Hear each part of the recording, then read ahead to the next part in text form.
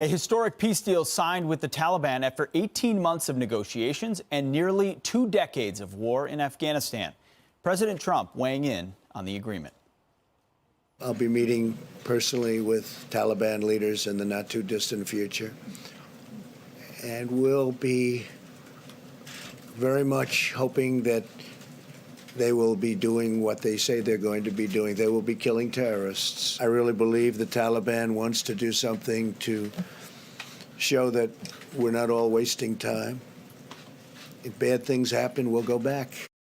Here to react is former Deputy Commanding General of U.S. forces in Afghanistan, Brigadier General Anthony Tata. General, thank you so much for being here this morning. So first of all, overall, your reaction to the agreement signed?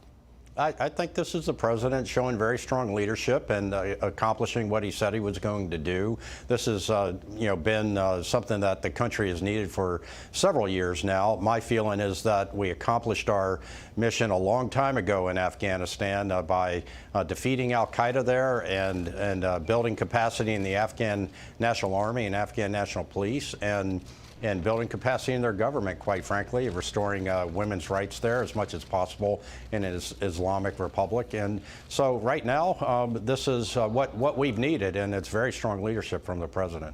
General, there have been a few skeptics on this, one of which is the former National Security Advisor, John Bolton. He tweeted this.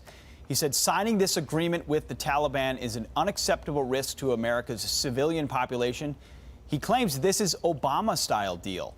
Legitimizing the Taliban sends the wrong signal to ISIS and al-Qaeda terrorists and America's enemies generally. What do you say to Ambassador Bolton?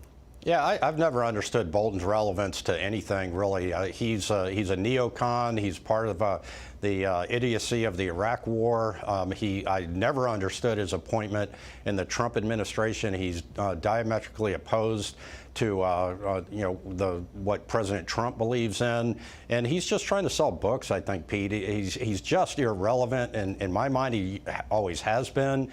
He's a throwback to let's fight wars everywhere, let's get involved everywhere, and he has no end state in mind for anything. He wanted a ground war in Iran. Think how stupid that would be, Pete. Yeah, not a good idea.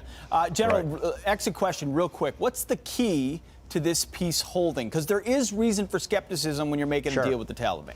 Yeah, for sure. They've been negotiating not in Afghanistan, and Berater has been negotiating for the Taliban, and he's crafty, and the Taliban, the Taliban wants power. We threw them out of power in 2001, and so this will be a bumpy road, but it's our best shot. And so what we've got going forward is one of the tenets of the deal, we're going to pull out back to about 8,400 troops, in the next few months, and then in 14 months, where practically all of our troops come out.